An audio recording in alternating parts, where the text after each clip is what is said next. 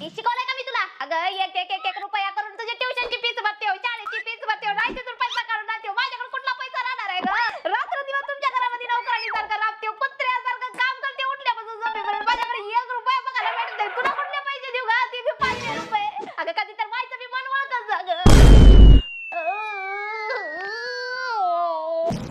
अगं मम्मी 100 रुपये तरी दे की ग.